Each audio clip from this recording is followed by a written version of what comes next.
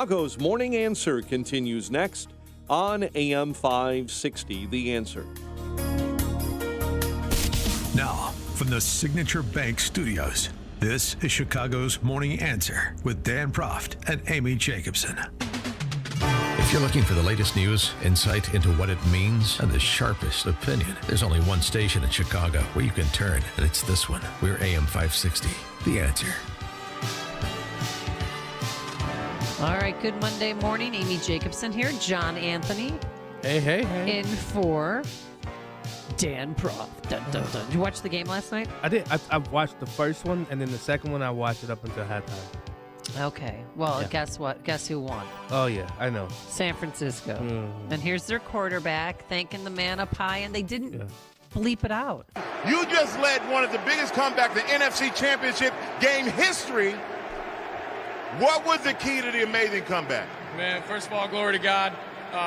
He's given us this opportunity, man, and for us, it's a team sport. You know, we knew we had a half left. Defense did their job. The boys on offense took care of business. Coach called a great game, and we had the faithful behind us the whole way, so we love you guys. Yeah, good. He said Well, glory Fox, to God, though. and they didn't bleep them out. Well, this was Fox. That wasn't that in like CBS 2? No, that was NBC. Oh, in CJ Stroud. NBC. Yeah. But good fine. They came back from a 17-point deficit. Blah, blah, blah, and beat our Whatever. Tigers. Whatever. What do you mean, whatever? I wanted the Lions. I know, so did I. I wanted the Lions-Ravens Super Bowl. I mean, 6 straight Super Bowls, right? For KC. Is it 6 straight they've been to? All I know is they won the Super Bowl in 2020 and saved lives, okay? Because the governor of San Francisco said, thank God they won, because if not, we would have had a championship parade and people would have died from COVID. Such a crazy world we live in. But, I'll tell you something that made me fall off my chair this weekend. What's that? A tweet I read from Jamal Green. Mm-hmm. While I disagree with Governor Abbott on fundamentally most issues, what he's done at the border right now, standing up to the president and his busing of migrants to Democratic cities, is the most genius plan that's obviously working, whether you're a Republican or Democrat. So to further explain himself and this tweet, we welcome our good friend Jamal Green back to the program.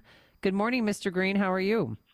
Good morning. I'm great. How are you guys? And I wanted a Ravens-Lions Super Bowl. It was a bad day for us. Come on. yesterday.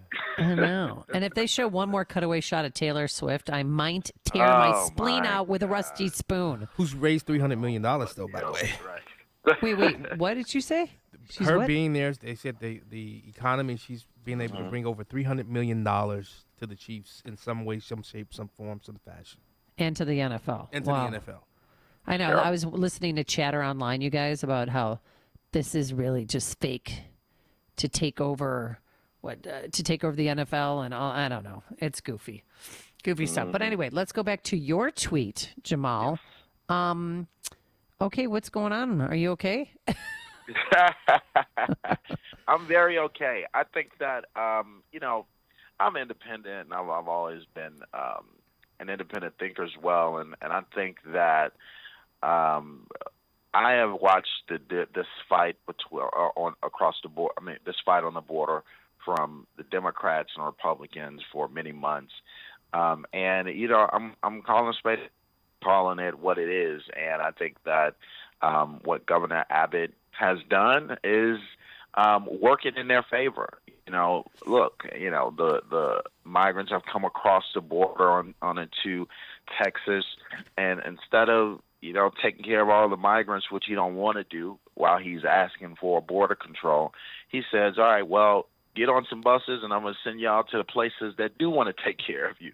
It was a genius plan, and the Democrats, all they could do is sit back and say, he's human trafficking. No, well, these people came across the border and they were given an option to go somewhere else. I think they have not had a good strategy to combat this crisis, and the border is still not controlled. And now with what's going on at the border, with Governor Abbott saying, all right, we're going to stand up and we are going to defy what Joe Biden is saying and his federal officers to make sure that we protect the border and gathering, many states to help them. I mean, hey, I would love to see Democrat leaders stand up for their leaders just as good as Governor. Stand up for their constituents like Governor Abbott is doing. So I'm just calling it what it is, and I think that what he's been doing is a good feat here.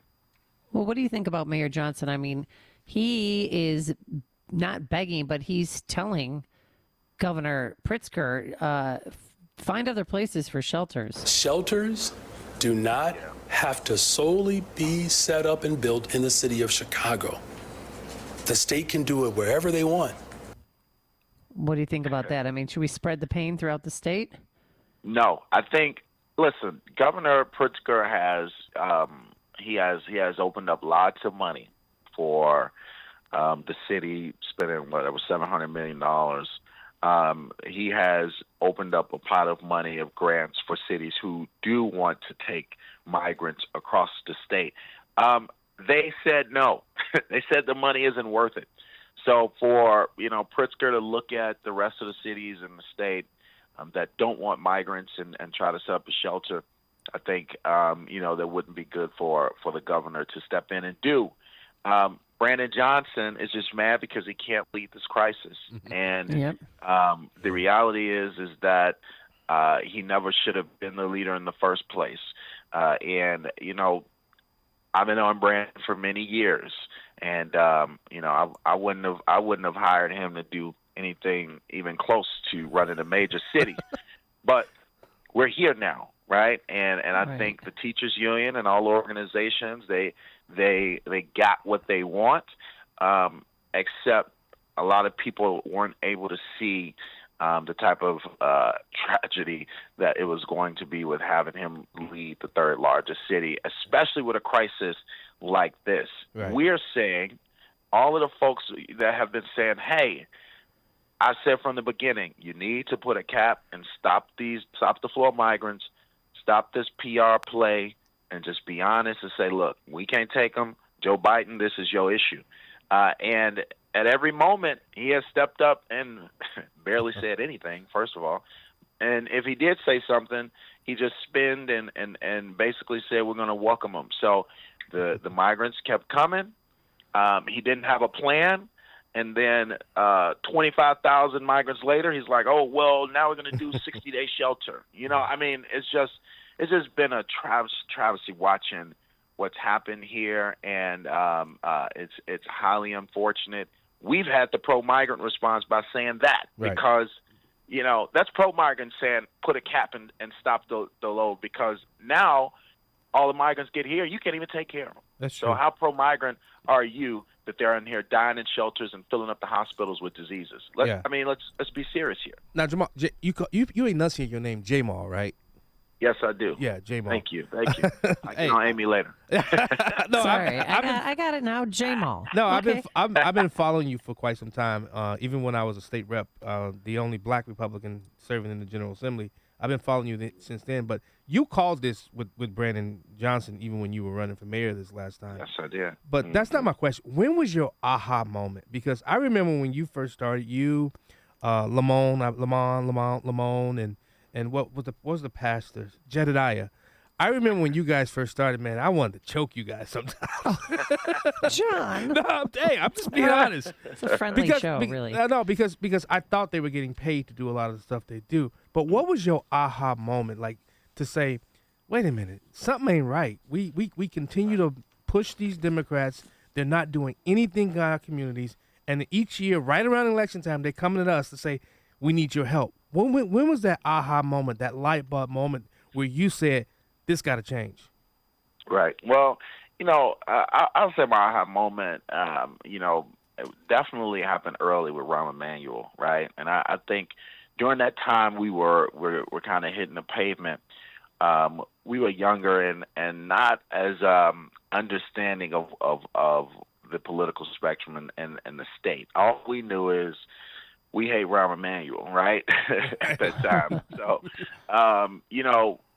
leading the movements there and then really watching how the Democrats, as well as the unions, Brandon Johnson and the teachers union, they're all in place because of what we were doing in the streets. They were riding our coattails and building their political power while we were leading all of the protests in the streets, and we didn't know what their agenda was, you know what I'm saying, at the time. We just thought, oh, well, they just support, Laquan McDonald's family, or they just support the movement, when really they were just riding the wave, trying to get the support for the agenda that they already had in place for many years. And so the aha moment was kind of those fights and really watching it firsthand, and watching how they never supported us in anything, but they always wanted to find a way to ride our wave, and really just being in those rooms, really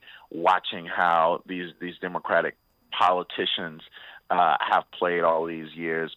It's been one to watch, and especially when you're close to it. So definitely at aha moment many times during that time. Hey, is it okay if I get your number for Amy? Because I host a show on this every Saturday called Black and Right, and I would love to have you come in on the show. Hey, Jamal, let me ask you this: are you going to be voting for President Trump, former President Trump, in November? I mean, has this issue, the immigration issue, push you? Well, but you know what though? We've already spent $1 billion, and if you're stressed about your grocery bill, Chicago just awarded contracts to 2 firms for over $100 million of taxpayer money to feed illegal migrants. Yep. Let me say this: I would not be voting for Joe Biden. I'm clear on that. I think that we can't support. My thing with the Democrats and my problem with them, because I'm independent, so you may not know where I'll go until I kind of figure it out. But one thing I do know is I do know who I'm not going to vote for, because the Democrats and how they have constantly played this election, previous elections, people are tired of it, right? And Joe Biden, he barely knows where he is half the time. Right. And, I think we really have to stop with this, the Democrats and what they're doing, and really just stumping on the next generation of leaders and stumping on the next generation of policies and policymakers. And, the establishment wants to do what they want to do. And that doesn't work well for many folks in the Democratic Party, or people who will want to lean over to the Democratic Party. So I don't fear Trump, right? And I think their problem is that they're going to have in this election is that, one, they're losing a lot of people in the party for many reasons, right? We can talk about Gaza, right? A lot of Palestinians and all of the folks who support Gaza, they've lost them. We can talk about young people when it comes to student loan debt or minimum wage that never got introduced. Or we can talk about, it's just a whole bunch of different issues that he promised people, where a lot of people are like, no, because he didn't do this for me, or I didn't feel like he fought for me, right? So now he lost those people, and then those people are now saying, well, I don't fear Trump, because all y'all going to say is, hey, don't vote. Hey, vote for me because you don't want Trump. That's not going to work anymore. So I'm interested to see what happens. I would love to see Joe Biden get subbed out for someone else. I don't want to see him as the nominee ever again. But, I won't be voting for him if he is the nominee. And that's clear. All right, Jamal Green, loved having you on. You can follow him on Twitter at Jamal, Jaymal Green, neighborhood advocate, and generationalgreen.com is the website. Thank you so much for joining us. Appreciate it. Thank you so much. I appreciate it. Look forward to talking to you. I'll be reaching out. Yep. All right. Have a blessed day. And he joined us on our turnkey.pro answer line. Connect with Dan and Amy on the AM 560 The Answer mobile app. Just text the word app to 64636 to download the app today. Signature Bank is Chicago's fastest growing independent